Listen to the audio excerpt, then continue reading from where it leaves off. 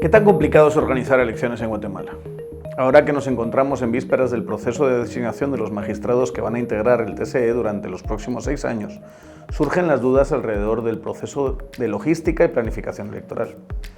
La siguiente magistratura tendrá el reto de organizar 2 procesos electorales, asumiendo funciones a menos de un año del llamado a elecciones de 2027.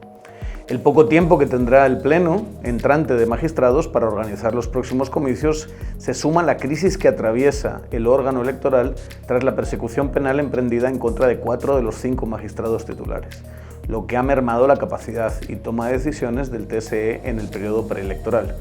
Pero ¿cuáles son las tareas administrativas y los roles que debe asumir el TSE para llevar a cabo un proceso electoral? Bienvenidos a Ideálogos, el podcast de diálogos donde conversamos sobre las responsabilidades administrativas del TSE en la organización de elecciones. En esta temporada nos centraremos en el entendimiento práctico del sistema electoral guatemalteco y el rol relevante del órgano electoral en el fortalecimiento democrático. La logística electoral comprende todos aquellos procesos y actividades, recursos que se deben implementar para que las elecciones se lleven a cabo de manera ordenada, segura y transparencia. Es, en pocas palabras, las operaciones detrás del telón que permiten que los ciudadanos lleguen a una mesa, encuentren papeletas, depositen su voto y que ese voto se cuente correctamente. La logística electoral es tan crucial que un error en cualquiera de sus etapas puede generar desconfianza ciudadana y hasta poner en duda la legitimidad de la elección. Soy Daniel Gerín y en este tercer episodio conoceremos las responsabilidades administrativas del TSE en la planificación y logística del proceso electoral en Guatemala.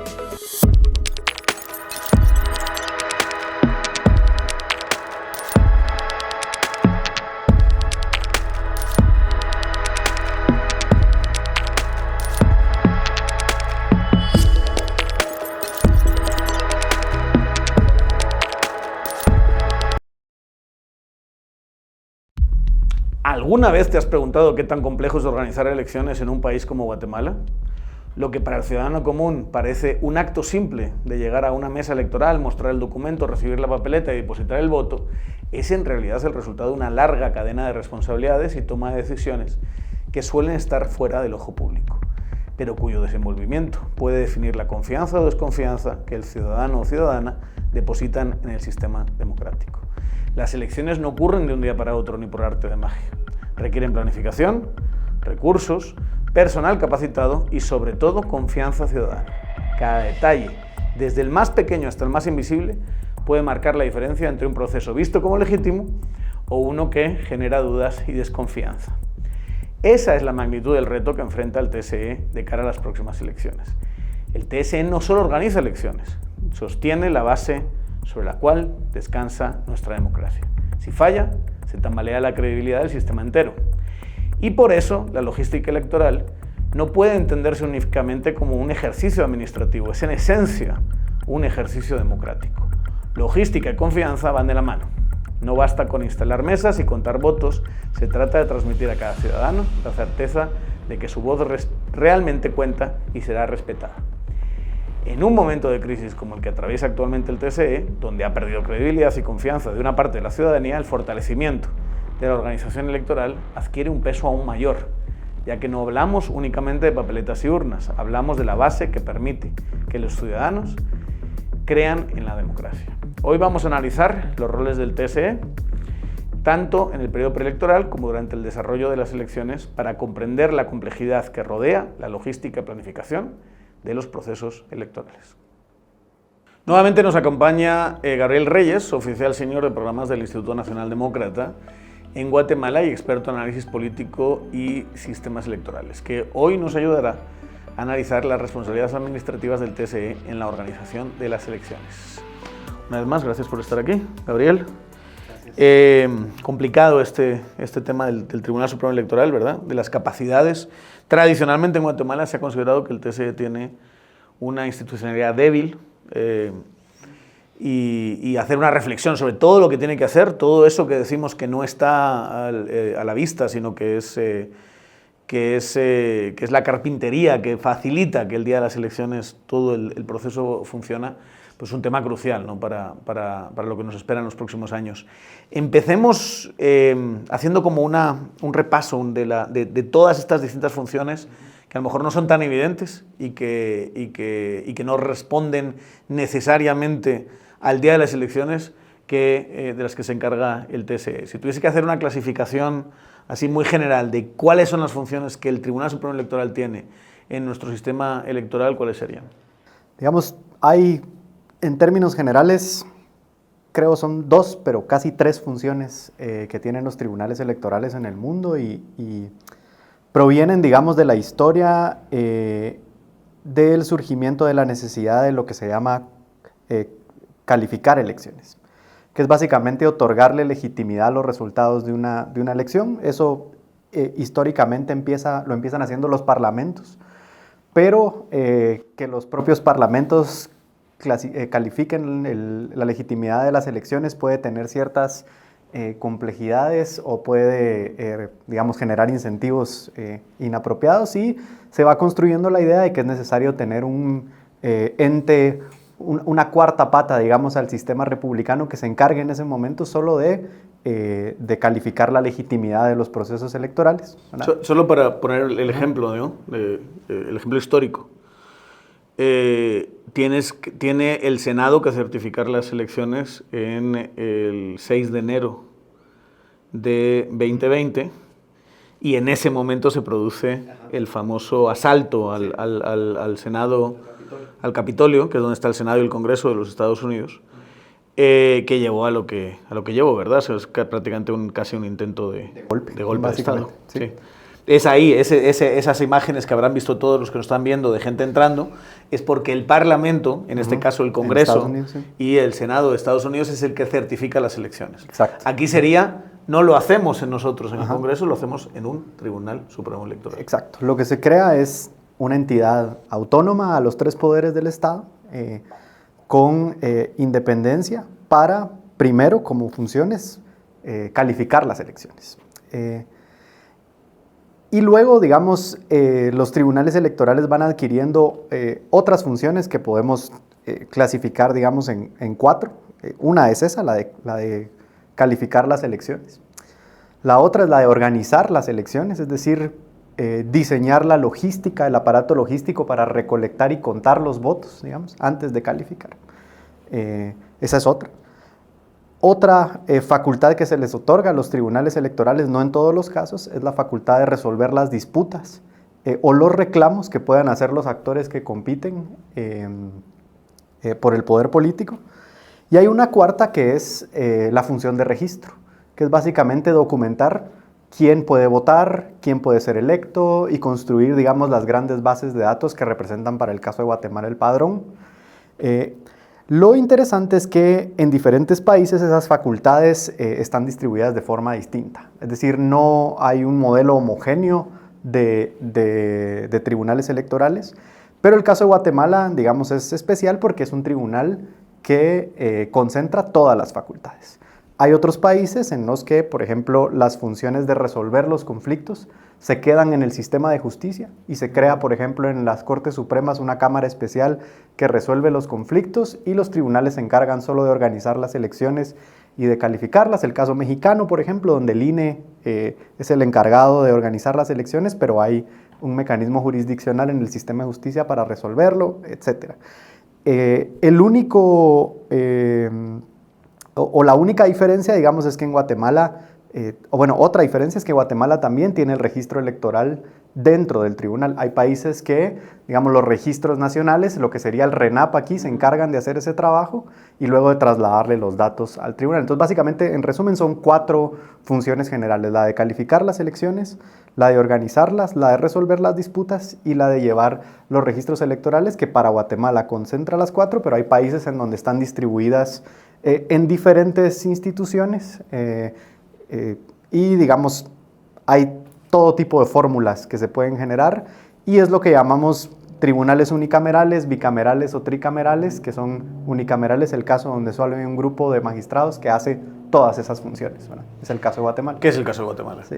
Son 5 magistrados que se encargan durante 6 años de hacer todo eso que estás diciendo. Sí. Te voy a hacer una pregunta que es, yo sé que me vas a decir, pues no lo sé o es imposible de contestar, pero creo que merece la pena que la abordemos, y es por qué, y es una cosa que quien viene de fuera y viene de otro sistema político, te lo digo por experiencia, le llama mucho la atención, y es por qué los partidos tienen un ciclo de vida tan corto en Guatemala. Porque por regla general tienes partidos, pongamos el ejemplo de un partido que gana las elecciones presidenciales en 2015, y que 10 años después ese partido ya no existe, ¿verdad? Esa es la... y podemos poner muchísimos ejemplos de partidos que existieron, que ganaron elecciones, que tuvieron poder y que hoy no existen. No existe el PAN, no existe el Partido Patriota, no existe el Partido... No existe la democracia cristiana. No existe democracia cristiana. O sea, tenemos todo esto cuando vienes obviamente, si vienes de Estados Unidos, que en el pasado capítulo lo comentábamos, tienes dos partidos que llevan muchísimo tiempo. Te vas a Europa, tienes partidos de 100 años, digamos, en algunos casos, de décadas en otros, y aquí en Guatemala, salvo muy precisas excepciones, tienes partidos que desaparecen. ¿Cómo podemos entender que en el caso de Guatemala el ciclo de los partidos, el ciclo de vida es tan corto, es tan corto? Bueno, la ciencia política se remite al estudio de la institucionalidad partidaria, ¿verdad? Y las características de los partidos institucionalizados son más o menos, y luego lo vamos a amarrar, digamos, con la norma, pero los partidos institucionalizados suelen ganar elecciones, digamos, tener buenos resultados, suelen tener una base electoral sustantiva que se transforma también en una base territorial de apoyo ideológico, suelen tener la variable que marcabas, que es permanencia en el tiempo, ¿verdad? Y suelen tener un marco programático ideológico que puede también ser un marco operativo, digamos, como los partidos productos de los sindicatos. Y entonces, cuando vemos las 4 variables en Guatemala y las tratamos de relacionar con la norma electoral, veamos qué cosas se hacen, se permiten o no, digamos. Y cuando vemos, primero, la capacidad de ganar periódicamente elecciones, tiene mucho que ver con el diseño de lo que hablábamos en el módulo anterior, el diseño de la fórmula. Qué tan proporcional es, pero qué tanto permite que el sistema se fragmente, digamos. Y entonces lo que vemos es que en los sistemas que están más atomizados, que permiten más competencia entre más partidos, los partidos suelen tener más dificultad para sostener un electorado porque el voto del ciudadano también se vuelve volátil. Entonces, digamos, es una lógica relativamente sencilla. Entre más opciones tengo yo, es más difícil establecer un vínculo con una sola opción. Entonces, si yo tengo 11, 15, 25 partidos, el incentivo para votar por cualquiera de los 25 se diluye, ¿verdad? Ese es un producto, digamos, de esa relación entre la fórmula. Pero luego, también lo hablábamos en el módulo anterior, el diseño de los partidos políticos, el diseño de los distritos electorales y cómo los distritos constituyen estaciones de poder políticos basados en las estructuras económicas y no en los modelos culturales, provoca que los sistemas de poder político construyan partidos para competir y que los partidos no vengan de la base de movimientos socioculturales en el territorio. Eso lo que provoca es lo que Jonathan Lemus acuñaba después en un paper que escribió y sacaba de otra literatura. Son modelos de partidos que se franquician, y se franquician en el sentido de que yo soy una operación de poder político en un territorio y necesito un mecanismo para llegar al poder. Como el McDonald's, digamos, o sea, para decirlo así, sí. Es como un gran término que acuña Jonathan, que le tenemos todos envidia porque él fue capaz de acuñar un término que ha sobrevivido mucho en el tiempo, y es: yo tengo un espacio físico y yo tengo dinero para invertir, y entonces me voy con McDonald's y le digo, ¿sabes qué? Yo quiero abrir un McDonald's. McDonald's lo que me dice es, estas son las condiciones, estos son los colores, esta es la marca, así hago mis hamburguesas, ¿verdad? Te da un montón de requerimientos. En el caso de los partidos no es mucho de eso, ¿verdad? Pero te dicen, pinta la casa de verde, haz esto, y entonces monta tu McDonald's, o en este caso, monta tu partido. eso mismo, esas mismas capacidades que tiene esa persona o ese grupo de personas que se han acercado al partido, pueden permitir que cambian el color, pintan la casa de otro color y resulta que tienen otro partido, forman parte de otro partido. Y eso ha sido lo tradicional en Guatemala. Sí, y además que hablábamos anteriormente del umbral electoral, lo que vemos son partidos que se expanden y se contraen conforme pueden catapultar la oferta electoral que constituye el grupo de poder político o el individuo y no una estructura base de corte ideológica como si es en países donde hay menos partidos. Entonces lo que tenés es un grupo de poder, una persona, compra una franquicia, se da el momento cúspide de su poder político y se da una expansión absoluta de su capacidad de captar electorado. Ocupa posiciones de poder y el partido empieza, digamos, su proceso de institucionalización. En un modelo normal, digamos, eso tendría que permanecer en el tiempo porque el partido que gobierna puede dar ciertas retribuciones a sus electores y crear un vínculo que permanezca en el tiempo. Y lo que termina pasando en Guatemala es que por la fragmentación y lo que hablábamos de la incapacidad de los partidos de representar las estructuras sociales base de la sociedad, en gobierno el vínculo entre partido y persona se rompe y en la siguiente elección lo que pasa inmediatamente es que se contrae el capital electoral de esa oferta política. La oferta política, ¿qué puede hacer? Buscar otro partido, constituir un nuevo espacio de poder y buscar otro partido y dejar que esa figura jurídica desaparezca. Entonces los partidos en lo que se convierten es en una carta de entrada al sistema para competir, que yo puedo desechar como las cartas de Pokémon, qué sé yo, la puedo intercambiar por otra y buscar otro espacio. Si una estructura de poder político lo que quiere es acceso y no sostener un vínculo de largo plazo con los electorados. Hay excepciones, digamos, y hay un par de estudios interesantes sobre si, por ejemplo, la UNE llegó a constituirse en un partido relativamente institucionalizado porque cumple las características, no ha perdurado en el tiempo, Sí, ha perdurado en el tiempo. Logró implementar política pública para sostener una base electoral permanente, su periodo llegó a tener amplio capital del electorado, incluso vemos que el año en el que la UNE gana es el año en el que la fragmentación de los partidos, el número efectivo de partidos es el más bajo de la historia. Eso quiere decir que la UNE logró condensar mucho poder y su espacio de expansión y contracción no ha cambiado, digamos, en promedio, aunque ahora es mucho más pequeño. Veremos qué pasa cuando la figura de un personaje como Sandra Torres extraiga su aparato político de ahí. ¿Qué va a pasar, digamos, con el electorado que creó un vínculo? Quizá con ella, digamos.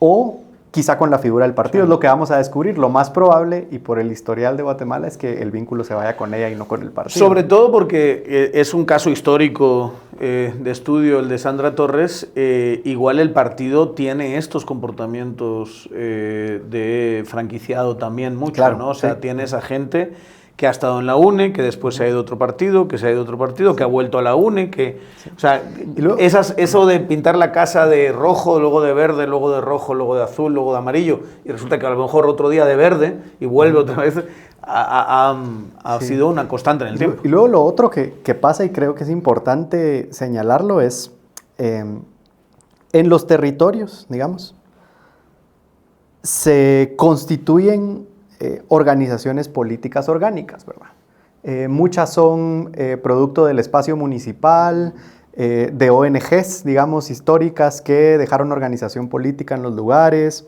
también hay de crimen organizado, también hay de corte religioso, etc. Y el modelo franquicia lo que hace en buena parte es que toda esa organización que está activada políticamente porque tiene necesidad de política pública, y muchas veces está buscando un espacio para proyectarse, ¿verdad? Lo canaliza. No tiene la capacidad de constituir un partido, porque eso requiere organización en 50 municipios y 12 departamentos y 27,000 firmas, etc. Y luego llega una estructura partidaria que ya tiene un liderazgo centralizado, pensemos en el caso de Carlos Pineda, por ejemplo, o del mismo Roberto Arzú, etc., o de otros candidatos en épocas anteriores, y anda buscando la misma organización partidaria en los 50 municipios y en los 12 departamentos. Y entonces se junta la comida con las ganas de comer, ¿no? Hay un conato de organización y el partido viene y franquicia esa organización y viceversa, y eso se une en un partido temporal. Este capital político de liderazgo ejerce el poder, luego lo pierde, y la estructura política se vuelve a fragmentar en el territorio. ¿Qué va a pasar? Tienen que buscar otro mecanismo, y va a venir otro mecanismo. Entonces, por eso es que uno ve que hay alcaldes en algunos municipios que primero fueron de la DC, después fueron del Patriota, después fueron de la UNE, del Líder, porque ese modelo se combina. Y hay que decirlo, no sé si estás de acuerdo conmigo, pero es que al final ellos no son de ninguno de esos, ellos son esa estructura de poder. Exacto. O sea, la gente, hay veces que la gente lo juzga como que estas personas saltaron y Exacto. que el problema está en el transfugismo. El tema es que tú, ¿cómo le vas a pedir a alguien que obedezca una estructura de poder partidaria si pagaron por su lugar?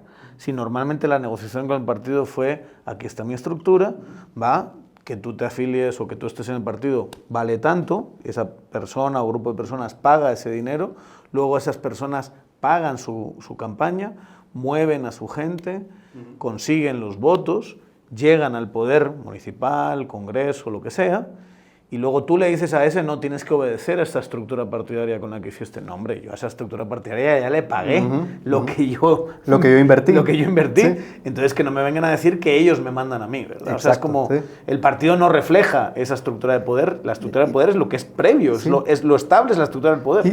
Y que el incentivo es perverso, porque tenés el liderazgo de la estructura de poder local con el liderazgo nacional.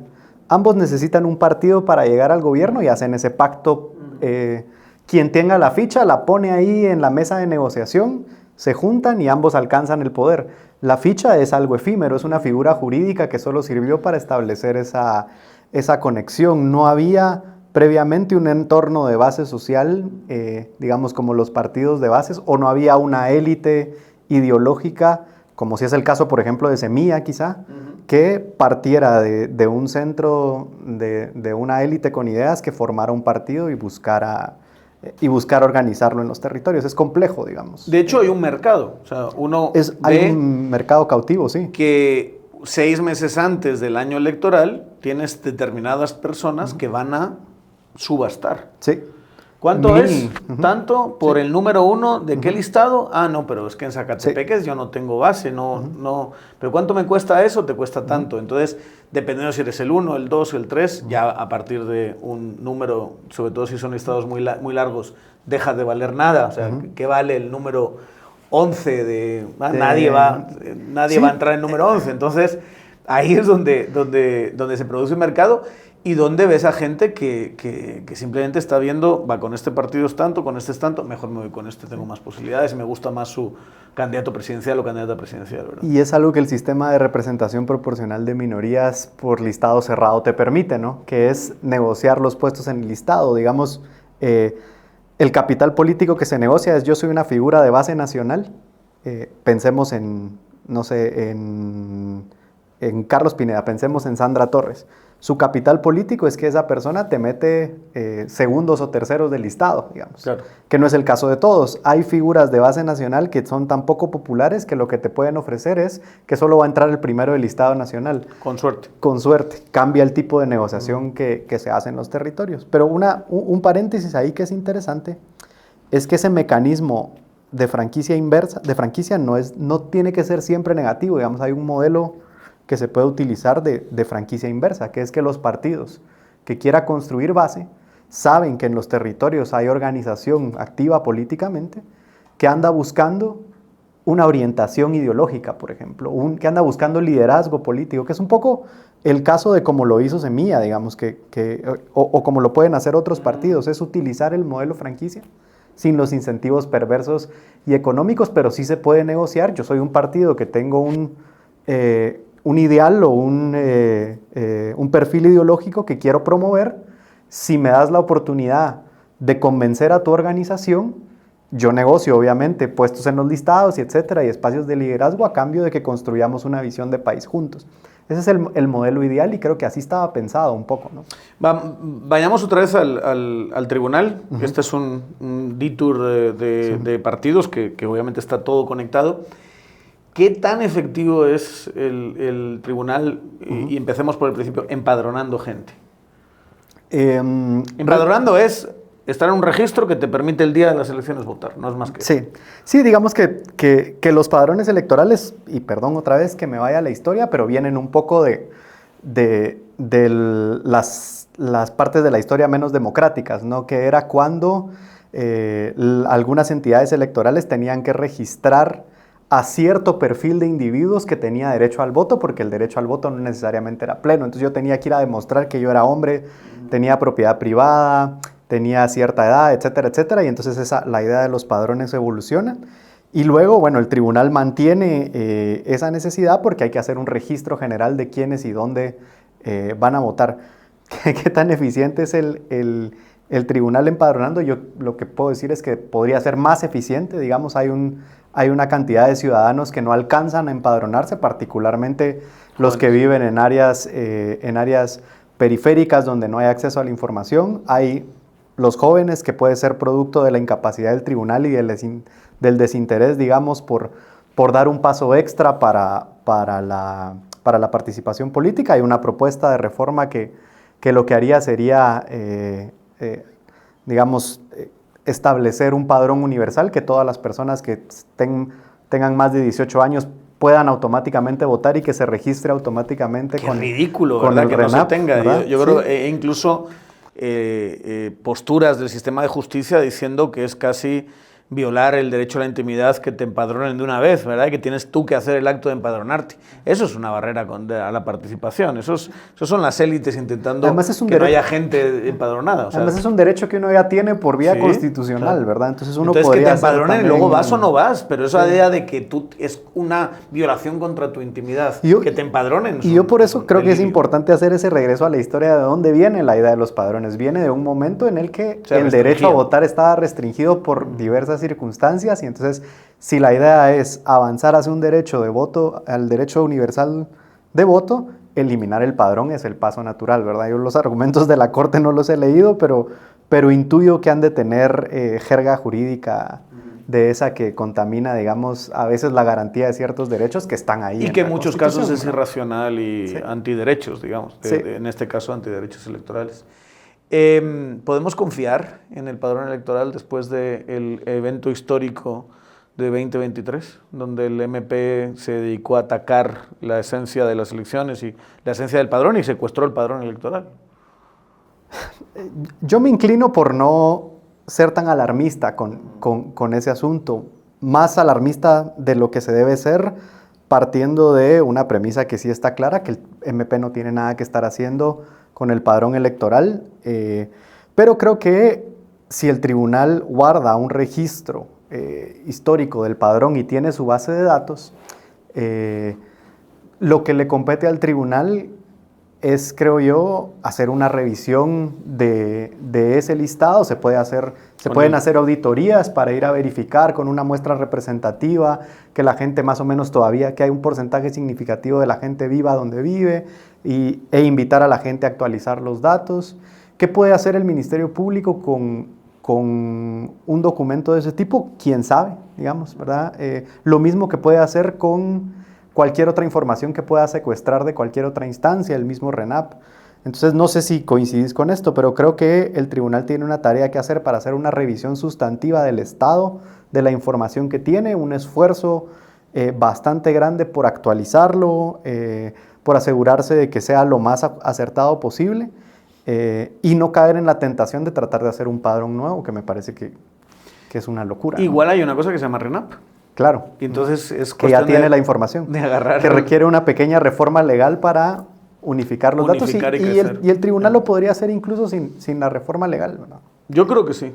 Y a ver, en ese ambiente, si lo que quieres es que las cortes lo boicoteen, digamos. Yo creo que ahí se habría una posibilidad de sentarse y decir, vamos a hacer que este número de registro de Pepito se coincida con tu número de DPI, y ahí ya está todo nítido, ¿eh? Y una vez que tengamos eso, ya nos quitamos el problema, ¿verdad? Porque... Y al final es un asunto de que el padrón lo que te da es el derecho a votar. Y tu existencia en el padrón te da derecho al voto y también le da facultades al tribunal para mejorar la logística de la organización de elecciones. Ese es todo el propósito. Entonces, si logramos que el tribunal mejore El padrón en el sentido de que toda la gente que quiere votar esté ahí registrada y que los datos coincidan lo suficiente para permitirle al tribunal una mejor logística de organización de elecciones, eso es todo. Ya lo que diga la Corte o lo que quiera hacer el MP con esa información y si quieren pasarse de sus facultades y cometer delitos y hacer cosas ilegales con eso, tendrán que asumir sus responsabilidades. En ese, digamos, yendo, como diría Jack el Destripador, por partes, y si tenemos que, dejamos un poquito al margen el tema del padrón, hay otra parte de cómo se estructuran los partidos, lo decías antes, hace falta, creo que ya son 28.000 firmas, 50 presencia en 50 municipios que tengan que ser no concentrados, sino de 12 departamentos. Sí. O sea, la idea que tiene nuestro sistema es, para hacer un partido, tiene que ser un partido nacional. Entonces, con esos requerimientos te, entre comillas, aseguras, ya dijimos cómo se hace en realidad, te aseguras que sea nacional. A la hora de crear un partido, hacer un comité pro formación, sin detener mucho en eso, luego ese comité tiene que recoger esas 28.000 firmas en esos lugares, ¿no? Que en realidad es que tiene que tener 28.000 afiliados. Digamos, exacto. ¿verdad? Debería tener... La afiliado significa que solo puede ser de un partido. Sí. Solo puedes estar afiliado a un partido. Esto es muy distinto a ser simpatizante. Sí. Que el sistema te permitiría, en otros países, España es un ejemplo, te permite firmar que la gente pueda hacer su partido de 50 partidos en un día, si quieres, ¿no? Los que hemos tenido esa oportunidad, ves a un tipo en la calle y dice, quiero hacer el partido anarquista milenario, y toma, chato, aquí está mi DPI, aquí está mi firma, dale, yo estoy bien. Y en la siguiente esquina te encuentras a un tipo que dice, mira, yo quiero hacer partido conservador de las mujeres castas, y entonces aquí está mi DPI, aquí está mi firma, hazlo, no hay ningún problema. Y esas son las firmas que valen para el equivalente al Tribunal Supremo Electoral en España. Aquí no, aquí tiene que ser solo uno. Y háblanos un poquito de ese proceso de registrar esos afiliados. Es un proceso largo y complicado, ¿verdad? Digamos, desde que sos comité pro formación tenés 2 años. La ley electoral te da 2 años de vigencia, y en ese periodo de 2 años tenés que lograr tanto conseguir las afiliaciones como hacer las asambleas que te permitan demostrar que tenés la estructura en los 50 municipios y 12 departamentos. Aquí me salgo un poco digamos, del marco de la norma, porque tenés que juntar esas firmas y tenés que irlas presentando, no necesariamente de un solo, sino que puedes ir presentando bloques en el registro, y el tribunal lo que tiene que hacer es una verificación de que la persona que está firmando exista. Y entonces ahí es donde muchos partidos empiezan a encontrar complejidades, porque primero la firma se hace en una hoja a mano, y hay una persona en una ventanilla en el registro que es quien hace un contraste con el DPI de la persona, y contrasta y verifica y va validando que las firmas existan. El proceso puede ser tan largo, tan corto, como ese proceso de revisión de 28.000 firmas una por una conlleve, y eso es lo que genera ese tipo de retrasos. Y creo que es importante eso para entender que debería haber alguna forma más sencilla de poder demostrar afiliación sin tener que pasar por un proceso que parece que era de hace 100 años, ¿no? Y hay que decirlo, en algunos casos se da muy rápido, hay gente que consigue y que se lo aceptan, sí. Y en otros casos te devuelven, sí. Y te dicen, esta firma no vale. Hay algunos testimonios en ese proceso que te dicen que te rechazan una de cada... Hay un porcentaje así. Que te aceptan una de cada 4. Sí. Eso significa que tienes que entregar 100.000 firmas, ¿verdad? A veces repetidas, ¿verdad? Porque hay gente que es muy necia que vuelve a presentar la misma firma. Hay casos de algunos diputados que han dicho, me han rechazado la mía un par de veces, o sea, el mismo que está... El mismo fundador del partido. Que está haciendo ese proceso, se la rechazan, sí. Y dicen, no, te rechazo esta, pero si es la mía, no, te la rechazo. Y entonces estás en ese proceso de firmas, y en algunos casos ese ratio baja, ¿no? O sea, de repente hay uno que le empiezan a aceptar una de cada 2, ahí es donde está la parte donde el tribunal pierde un poquito de legitimidad, digamos, ¿no? Para no entrar en, digamos, el ejercicio de poderes perversos que puedan someter la intencionalidad de algunos actores en la institucional para favorecer a uno u otro partido, lo que tenemos es un proceso de ventanilla, ¿verdad? Y que hay un funcionario X en una ventanilla que está sujeto a cualquier tipo de incentivos, que hay cosas tan ridículas como que la gente de los partidos te dice hay que mandar a alguien a que se pare ahí a llevarle cafecito a la señora a la ventanilla todos los días para que le rechace menos firmas, sí. Hay que hacerse cuate de la gente de ahí, hasta lo que sugerís, que hay partidos que pueden montar estructuras de corte más perverso para facilitar ese proceso, y eso lo que hace es que genera una incertidumbre en el derecho de organizarte políticamente, ¿verdad? Y creo que hay que revisarlo. En este siglo deben de haber 100.000 formas más fáciles de demostrar tu afiliación y que sea validada rápidamente que así, ¿verdad? ¿Qué implica organizar unas elecciones?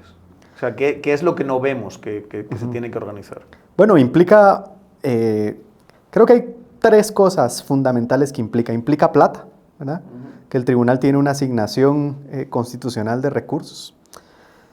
Implica un aparato logístico sustantivo que sea coordinado desde el tribunal para convocar con tiempos, etcétera. Y el tercer paso es que implica un grupo de ciudadanos dispuestos a atribuirse temporalmente ciertas funciones dentro del marco de la organización. Y entonces en ese orden es la ley electoral lo que establece es que se establecen juntas electorales a nivel departamento, a nivel municipio y a nivel de mesa, que son las juntas receptoras de votos, y esas están integradas todos por ciudadanos que prestan sus servicios a la institucionalidad, y el tribunal se encarga de convocarlos, de formarlos y de prestarles las facilidades logísticas para que sean los ciudadanos quienes organicen ese proceso. Y esto es algo fundamental de nuestro proceso. Es lo mejor que tenemos. ¿No? Y es el hecho de que quien está contando los votos no es personal del Tribunal Supremo. Ni de los partidos. Ni de los partidos. Los partidos están observando. Exacto. Quien está contando los votos son ciudadanos que son coordinados por el tribunal, pero que el día de las elecciones está Pepito Pérez, que quiere hacer su acto la cívico. Señora de la esquina. La señora de la esquina, a lo mejor... Los amigos del colegio. Sí. Grupos que ya se han organizado antes, ¿verdad? Pero son esas la gente que cuenta los votos. Y que a partir de ahí, si tú quieres montar la idea de que hay un fraude electoral, que tenemos historia en Guatemala sobre eso, implica que hay cientos, miles de ciudadanos que han estado metidos en eso, porque las actas están firmadas por esas personas y esas personas pueden decir, después las puedes llamar a declarar y decir, ¿esa es su firma? Sí. En su mesa cuando contaron las papeletas decía que Pepito sacó 5, este sacó 20, el otro sacó 50, sí. Si quieres demostrar un fraude electoral, tráeme a ese grupo de personas que decían, no, yo recuerdo perfectamente, y le hice una foto, y aquí está la foto, que en el acta que yo firmé, era Juanito el que tenía 50, era Jorgita la que tenía 20, y era... Hay cosas más absurdas con ese argumento, que por ejemplo las juntas receptoras de votos, yo he estado 2 veces en juntas receptoras de votos, y el día que llegué a la junta yo no conocía a los otros. O sea, imagínate lo que requiere organizar a grupos para que tomen el control de juntas receptoras de votos, y ahí es donde empieza, digamos, la idea... Y personas que no se conocen firmen que hay la idea de esta estructura de control. Yo no conozco a nadie ahí, llego y nos asignamos las funciones que determina la ley, y yo soy, qué sé yo, el vocal, lo que sea. Me encargo de darle el lápiz a la gente. Y luego todos juntos verificamos que el conteo de votos sea 99, 100% verdadero, pero además de eso, hay observadores de todos los partidos políticos en contienda revisando ese conteo. Tendríamos que, para hacer fraude en una mesa, organizar a 5 personas que no se conocen y a los representantes de 4 o 5 partidos, porque no llegan todos, porque no tienen los recursos, que suelen ser los más grandes, los que están compitiendo, para hacer fraude en una mesa. A escala mayor, la cantidad de recursos, de coincidencias que se necesitarían para montar un fraude interviniendo ese proceso, que era la sugerencia que hacían, es, no quiero decir imposible, pero altísimamente improbable. O sea, es... Sobre todo porque el caso histórico al que nos referimos es el caso del cuestionamiento del MP en 2023, del Ministerio Público en 2023, de ese proceso electoral, y el Ministerio Público nunca presentó el testimonio de nadie. Decenas, tendría que haber sido cientos de personas, pero ni siquiera de una persona. Tendría que haber sido, qué sé yo, una junta receptora de votos por centro, por ejemplo. Menos, pero no nunca hubo una sola persona que salió y dijo, mi nombre es tal, mi DPI es tal, yo estuve en tal centro de votación, tal día, a tal Y hora. ahí había un complot. Y cuando yo conté los votos me salió esto, y aquí está la foto que yo saqué del acta que yo firmé, y luego lo que está en el sistema es otra cosa. No hicieron eso en ningún momento. En ningún momento. Y además, el partido que ganó era un partido que tenía poco financiamiento electoral, no tenía la capacidad de tener observadores en todas las mesas. Los partidos grandes que perdieron la elección, sí. Claro. Pudiste haber empezado, por ejemplo, entrevistando a todos los observadores de los partidos y diciéndole, hey, usted de la UNE que perdió, Claro. usted vio que en esa mesa nadie, no hay registro de un solo ni observador siquiera de la UNE. observadores de los partidos, incluso de los partidos que sugieren que hubo fraude electoral, la UNE y Vamos en ese momento, presentaron esas pruebas. Y luego tenemos testimonios de partidos que perdieron, que reconocieron, sí, cuando yo recopilé las actas vía foto, que yo tenía mi propia forma de contar, me salió el mismo resultado que le salió al Tribunal Supremo Electoral. Y digamos, tenés los mecanismos de verificación, es importante conocerlos, porque además de este mecanismo multinivel, donde la Junta Receptora de Votos certifica, la Junta Municipal vuelve a certificar el conglomerado, la departamental certifica al municipal, y luego el tribunal certifica lo nacional, está complementado con la visión de los observadores de partidos, y además hay sociedad civil haciendo conteo paralelo de votos, que es que un ciudadano también puede observar el resultado del acta, se saca una muestra representativa a nivel nacional y luego se contrasta con el resultado. Resulta que los observadores, las juntas receptoras de votos municipales, departamentales, el tribunal, las misiones de observación paralela, los conteos con muestras representativas de votos, todos coinciden. Entonces, tendrías que, o sea, el despliegue para ejecutar un fraude así, que tendrías que tener es monumental, ¿verdad? Y si hubiese habido fraude, tendrías que tener a todas estas personas la gente lo estaría diciendo, sí. Mira, aquí no coincide, ¿no? No coincide. Yo no conté coincide aquí, no coincide. ni allá, ni allá, ni allá. Y quizá, digamos, por el mundo hay sistemas electorales que dependen de máquinas, por ejemplo. Bueno, en o sea, Estados que Unidos, tú entras y le das clic y hay una Sí. máquina que lo registra. A lo mejor ahí puedes decir, no, hubo intervención en la máquina. Claro. En nuestro sistema es a mano todo. Es a mano. Sí. Y lo que ves que nos reportan el día de las elecciones es simplemente una digitalización de un acta, que además hay organizaciones que hicieron su propia digitalización en el proceso de 2023 y también coincidían, ¿verdad? Entonces, y luego hay quien te dice, hay un acta donde un voto no coincide. Bueno, lo que tenés es una coincidencia de 99 puntos. Siempre hay error humano que es de 0.2, 0.3, 0.5, lo que sea, pero al final ese error nunca te altera un resultado electoral que además fue relativamente contundente, digamos. Entonces, o sea, en la diferencia sí, tendrían que encontrar esos errores humanos 200, 300 mil veces. Exacto. Para poder haber tenido un y que no resultado sucede. distinto. Y ahí, digamos, creo que por eso es tan importante preservar dos cosas, digamos, la protección y el incentivo positivo que tienen los ciudadanos de saber que esa participación no solo es digna, sino es segura, ¿verdad? Que creo que ambas cosas están en cuestión, como la fortaleza de un tribunal que tiene la capacidad de organizar adecuadamente la logística de las elecciones, convocar, asegurarle a esas personas que el tribunal construye la base que rodea ese proceso y les permite hacerlo con dignidad y seguridad. Es el reto, ¿no? Quizá la parte más difícil de esa gran logística es formar a estos ciudadanos, ¿verdad? ¿Cómo podríamos mejorar esa parte en nuestra organización?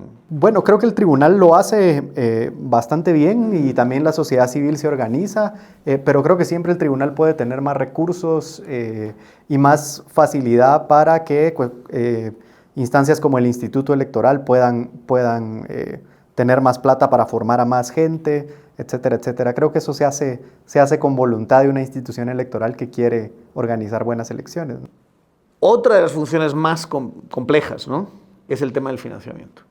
Sí. Ahí es donde tenemos otra rama que no tiene nada que ver con esta que acabamos de decir, ni de los empadronados, ni de los afiliados, ni de las juntas electorales y la formación de los ciudadanos que están en esas juntas, que es directamente cómo los partidos gastan dinero. Los partidos que acaban siendo, en este sistema franquiciado, acaban siendo grupos de poder en territorios gastando dinero con fines electorales. Esa parte seguramente la que tradicionalmente ha sido más débil, ¿no?, en los partidos. Digamos, para hacer un recorrido histórico muy rápido, en los 90 la preocupación era el sistema, ¿verdad? Era cómo construimos un mejor sistema electoral, lo que hablamos en el módulo anterior, cómo hacemos... pero luego, una vez conformados lo que creímos eran mejores sistemas, en los 2000 surge la preocupación, y en Guatemala es la CICIG quien pone en parte esa idea en la mesa, de que el dinero en la política es importante. No quiero decir malo o bueno en principio, porque es importante. Los partidos necesitan dinero para funcionar, pero necesitan dinero para una actividad fundamental, que es dar a conocer sus ideas, ¿verdad? Sin dinero es muy difícil que un partido pueda comunicarle a 18 millones de personas que existe, o a los 9, que sí, que propone, quién soy, ¿verdad? Y te entonces, puedes fiar de mí, no te puedes fiar de mí. Ahí surgen preguntas clásicas. La primera es el origen del dinero. ¿Quién puede aportar a los partidos? ¿Por qué? ¿Verdad? Hay países que el Estado provee una parte y los privados proveen otra, las medidas cambian, digamos, pero es una decisión de país decidir en qué medida el Estado va a aportar o los privados van a aportar. La idea de que los privados puedan aportar es que una persona individual pueda promover sus ideas políticas mediante un partido, y luego el gobierno puede aportar una parte para asegurarse de que haya cierta equitatividad y que alguien no se lleve todo el pastel del dinero privado según los intereses. Entonces el origen importa, pero el origen no solo puede ser privado o público, también puede ser lícito o ilícito, ¿verdad? No es secreto que los intereses ilícitos han tenido ganas de comerse un poco el pastel de la política, y ahí es donde entran las medidas regulatorias que puede implementar un tribunal electoral. En Guatemala hay muchas instancias que tienen que ver en el control de la licitud y ilicitud del dinero, ¿verdad? El tribunal es una, pero también tiene un rol la Contraloría General de Cuentas para que el dinero público que entra a los partidos sea contabilizado. También tiene un rol la SAT, digamos, para verificar que todos los registros de por dónde pasa ese dinero sean lícitos. Tiene un rol el Ministerio Público, digamos, en el caso que haya que investigar la ilicitud de los fondos. Sistema de bancos. Tiene un rol el sistema privado, la Superintendencia de Bancos y los bancos privados, que tienen que facilitar por alguna parte que el dinero pueda ser administrado por los partidos, pero también intervenir en el caso de que el dinero provenga de fuentes ilícitas. Es que en este país hemos tenido el problema de que los bancos no quieren abrir cuentas. Ese es uno a partidos, es uno de los problemas, ¿verdad? Pero por otro lado, pasa dinero por los bancos de otras fuentes para partidos que vienen de fuentes dudosas, ¿no? Entonces, sí es importante, por ejemplo, que la ley pueda obligar quizá a los bancos a no poder restringir o rechazar la apertura de cuentas a partidos.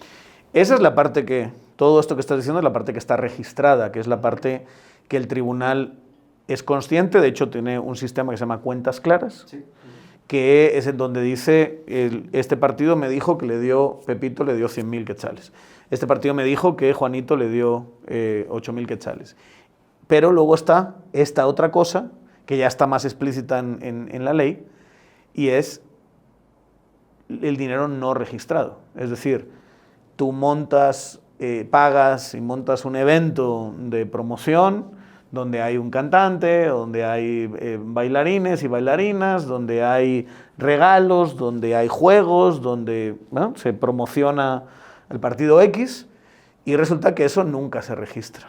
Y eso se paga directamente a los actores que lo organizan, y de repente yo tengo a un tribunal que dice, yo nunca supe quién pagó eso. Sí, y ahí es importante distinguir dos categorías, digamos. Uno es el tipo de donación, que puede ser tanto en plata como en especie, lo que hablabas de yo pongo la tarima, yo pongo los chuchitos, y el volumen de la donación. No es lo mismo la señora que pone las tostadas para la reunión del partido que un tipo que dona 5 carros para mover candidatos, ¿verdad? Y entonces ahí es donde una norma electoral tiene que ajustarse tanto al volumen, al tamaño, para, digamos, que el registro sea distinto, ¿verdad?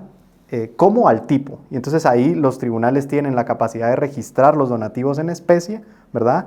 Se justiprecia, ¿verdad?, dentro del mercado. O sea, si un carro cuesta 150.000 quetzales, bueno, el tribunal tiene un mecanismo para justipreciar el valor y registrarlo en forma de donación y ponerle un valor. Y es importante que se distingan los pesos. También los tribunales pueden hacer contribuciones a los partidos desde el Estado en dinero y también en especie. Y en especie, por ejemplo, el tribunal tiene el mecanismo ahora de que constituye un modelo para que los partidos puedan promocionarse en los medios nacionales, es una especie de donativo en especie, donde el tribunal pone la plata para que los partidos tengan espacio en los medios.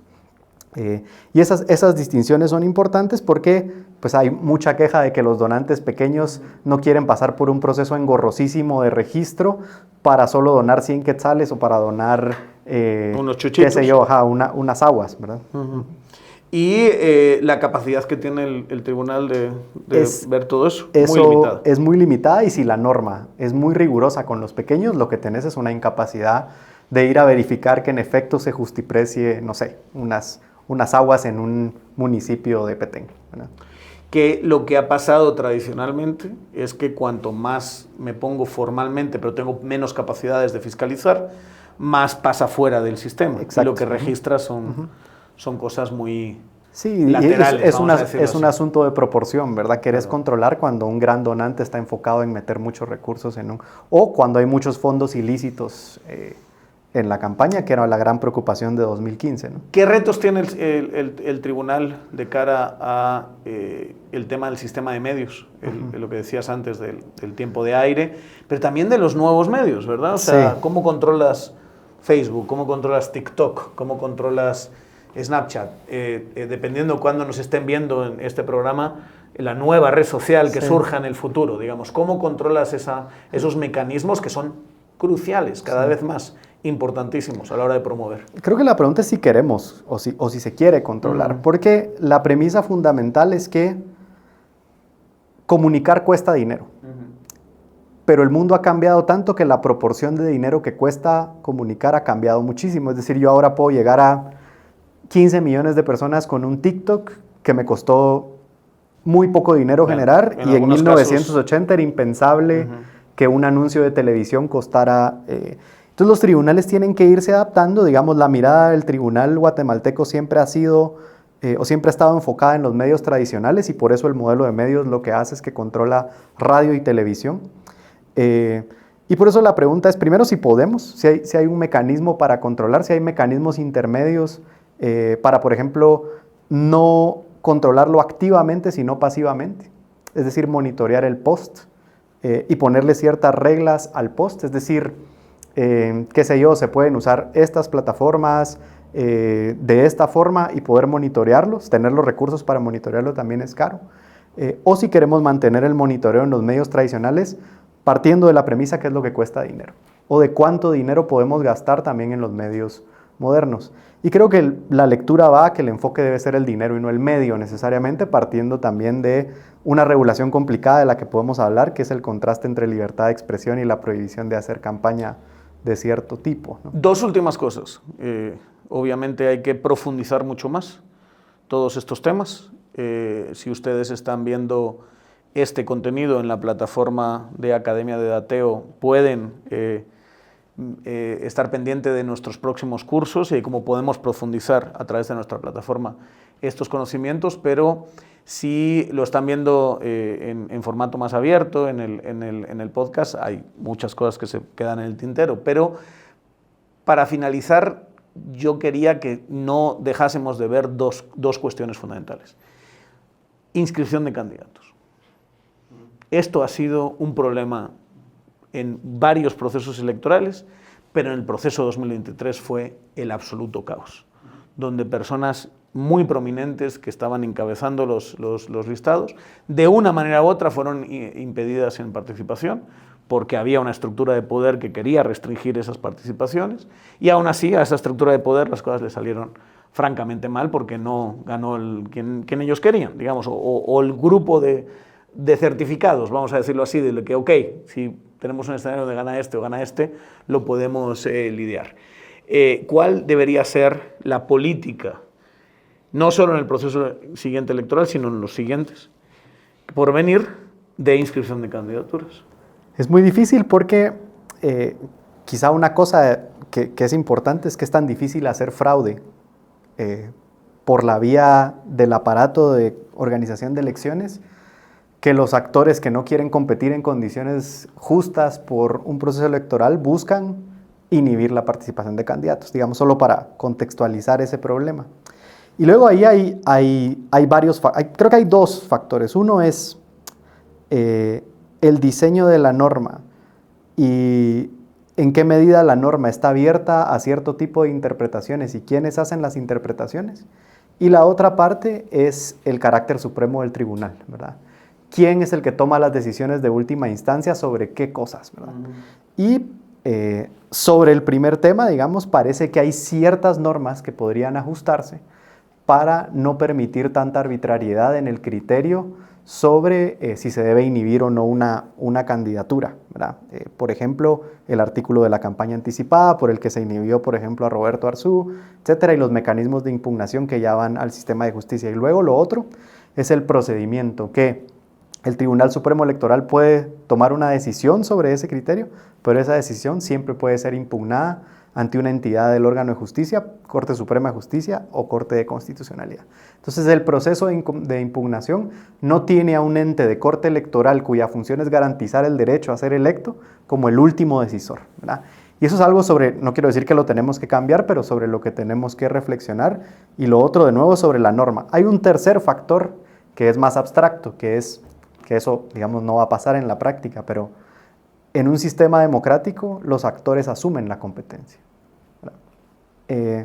y utilizan los medios formales para competir, tanto para impugnar como para ganar una elección. Y creo que eso pasa a la abstracción porque un candidato que permite la competencia y que quiere competir en condiciones de justicia es un candidato más democrático que el que trata de contratar un abogado para que ampare ya sea la formación del partido o que diga que este está haciendo campaña anticipada y que sature el sistema de potenciales fallas para obligar al sistema a que tenga que resolver en contra de la participación legítima de un candidato. O sea, hay que verlo desde la norma, pero hay que ver cómo también motivamos a los candidatos a ser más democráticos y a competir dentro de la justicia. Quizá aprendiendo de experiencias pasadas y diciendo es en otro lugar donde se tiene que competir y no necesariamente en quién se puede presentar y quién no, porque ni siquiera eso a quien lo intentó le salió demasiado bien. Idealmente, y un ejemplo, digamos, en Estados Unidos siempre había habido esa cordialidad, digamos, y cómo vemos un escenario de degradación democrática cuando los candidatos empiezan a tener estas actitudes de no sos legítimo para competir contra mí. Lo que sigue a eso es utilizar la justicia electoral como arma de... Yo lo que pondría encima de la mesa es que hay sistemas, vuelvo otra vez a utilizar la referencia de España, donde puedes presentarte desde la cárcel. ¿Verdad? O sea, en Estados Unidos también. También pueden, desde Estados Unidos también puedes, sí. Pero en el caso de Estados Unidos yo no recuerdo ejemplos históricos. En el caso de España tenemos a los candidatos que fueron condenados, catalanes que fueron... Puigdemont. Bueno, Puigdemont estaba en el exilio, pero había algunos que directamente habían estado en la cárcel y ahí estaban sus nombres en el proceso electoral. Entonces, a lo mejor esa apertura es la que hace que los incentivos de los candidatos de quito esta candidatura o quito esta otra, pues se genere, ¿verdad? Y se utilice lo que dices tú, justicia electoral, que tendremos un capítulo específico de justicia electoral. Y como para, quizá esa sea una forma, ¿no? Que no hayan tantos requisitos para poderse postular, aunque quizá comparar, pues no es que España sea un sistema poluto o incorrupto, porque de plano no lo es, pero la proporción del dinero ilícito y esas cosas llame un poco a mantener cierta regulación y controles y algunas sanciones. Y por otro lado, es importante no olvidar, cuando hablamos de justicia electoral, que la justicia electoral lo que hace es suplantar la violencia muchas veces en sistemas donde la democracia o donde las elecciones se compiten en entornos no democráticos que han sido históricamente violentos. En Guatemala se han asesinado un sinfín de candidatos. Muchas veces los mecanismos de justicia suplantan, digamos, las intuiciones violentas de algunos actores. No quiero decir que es ideal, pero es mejor, ¿verdad? Claro. Muchísimas gracias, a ustedes. Gabriel, por haber estado aquí una vez más y por habernos hablado de este tema. Muchísimas gracias. Hoy hemos aprendido que la administración electoral no es un simple detalle técnico, es el corazón operativo de la democracia. Un fallo en alguna de las etapas del proceso electoral erosiona la confianza de la ciudadanía y la legitimidad de los resultados.